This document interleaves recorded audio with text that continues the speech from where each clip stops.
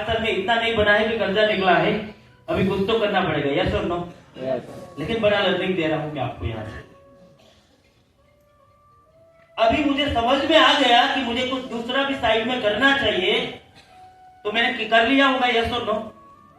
समझ में आ गया, बाद में तो करा होगा। यस और नो? लेकिन नहीं करा। क्यों बताए? मुझे सिर्फ उनको कॉल करना था कि चलो मैं आपके साथ काम करूंगा, नो प्रॉब्लम, मैं ये रियल एस्टेट में भी काम करूंगा, आपके साथ भी काम करूंगा, इतना कॉल करना था सिर्फ मुझे। लेकिन मैंने कॉल नहीं किया। क्यों बताए?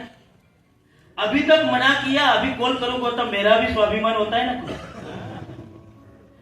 तो ईगो हर्ट होता था मेरा। मैं अब कैसे कॉल करूं उनको?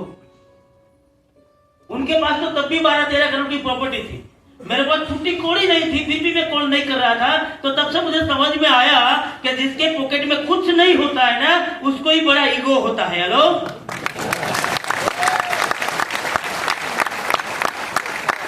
जिसके पास कुछ नहीं होता है उसको ही बड़ा ईगो होता है। वो शायद आपका प्रोस्पेक्ट हो, आपका गेस्ट हो, वो शायद आपका टीम मेट हो, या वो शायद आपका लाइन ऑफ स्पॉन्सरशिप हो, कोई भी हो।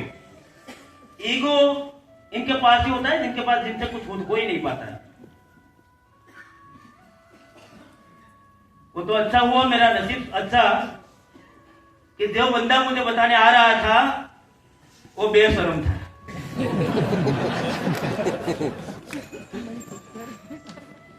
क्योंकि उन्होंने 15 दिन के बाद कॉल किया कि तू रात को मेरे साथ जॉब कर ले, तेरे ऑफिस के अलावा टाइम पे, तो भी मैं तुझे कुछ न कुछ पैसा दे दूंगा। उन्होंने फिर मुझे मेरे पे ट्राई किया, तो इससे बेशर्म इंसान कौन बोला जाता है?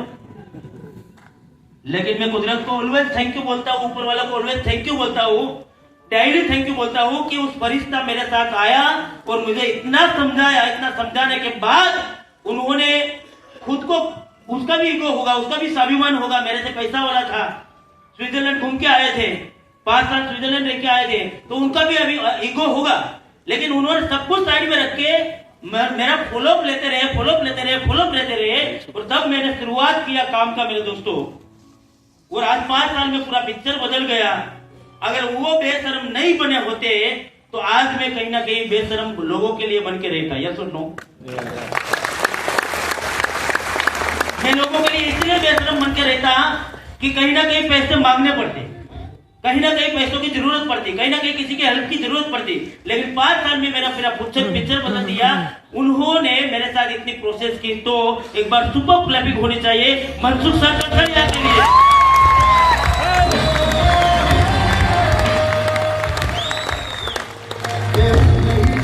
तो एक बात तो मैंने बिजनेस शुरू किया, तब से समझ में आ गई कि इसमें सबसे पहले तो बेशरम होना पड़ेगा।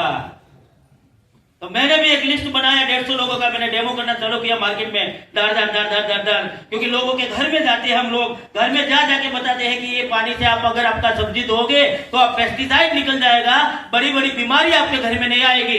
हम लोगों को घर घर जाके बताते हैं कि सर ये 5 लोगों को थायराइड का रिजल्ट आया है, आपकी बीबी को भी थायराइड का रिजल्ट आएगा, ये आप देख लो। डेमोस्ट्रेशन देखने के बाद वो फोन नहीं उठाते थे। हेलो, मैं सोचा 150 लोगों को दिखाने गया, एक भी बंदे ने डिवाइस नहीं लिया। हेलो, एक भी बंदे ने नहीं लिया। मैं बोला लोगों का भला करने जा रहे हैं, लोगों का अच्छा करने जा रहे हैं, साला समझ में क्या नहीं आ रहा उनको। तो अपने जब सामने वाले को समझ में नहीं आता है ना, तो प्रॉब्लम इंसान का क्या होता है, बहुत बड़ा लर्निंग दे रहा हूं। सामने वाले को समझ में नहीं आता है ना, तो प्रॉब्लम इंसान का क्या होता है, ह्यूमन मेंटालिटी की क्या होती है, वो खुद पे डाउट करना शुरू कर देती है। हेलो,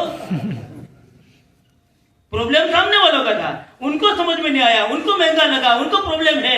लेकिन जब अब हम अपने आप में डाउट करना शुरू कर देते हैं, तब हमें सक्सेस मिलना मुश्किल हो जाता है। समझ में आया एवरीबॉडी? समझ में आया तो बोलो हाँ। Thank you so much.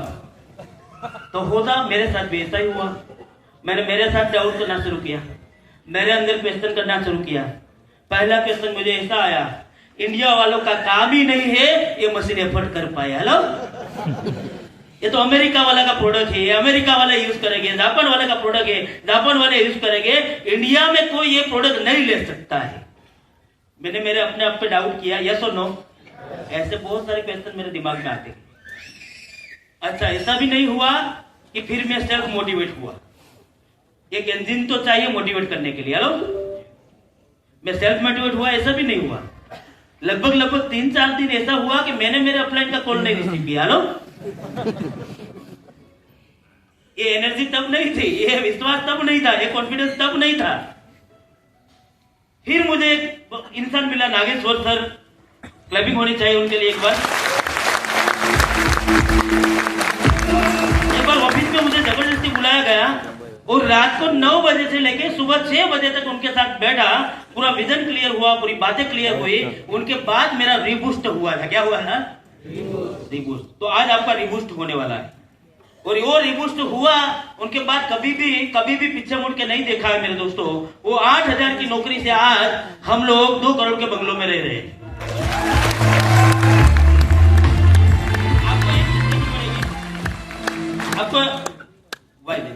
आपको एक चीज करनी पड़ेगी। आपको इस बिजनेस में सक्सेस होने के लिए आपको आपका वाई क्लियर करना पड़ेगा। एवरीबॉडी एनर्जी का आपको क्यों करना है, क्यों करना चाहिए, आप क्यों कर रहे हो, वो आपको एक बार क्लियर करना पड़ेगा।